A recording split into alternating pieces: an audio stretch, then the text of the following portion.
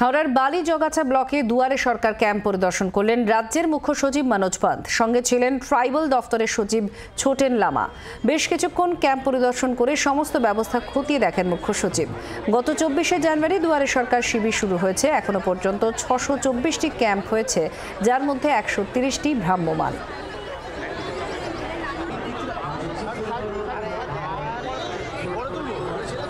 হাওড়ার বালিজগাছা ব্লকে দুয়ারে সরকার ক্যাম্প পরিদর্শন করলেন রাজ্যের মুখ্য সচিব মনোজ পান্ত।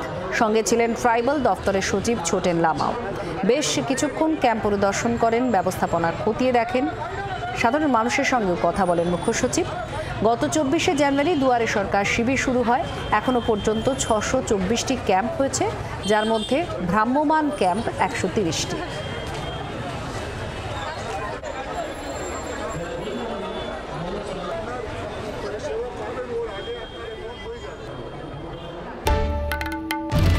বাংলার আওয়াজ, বাঙালির আবেগ, জি 24 ঘন্টা।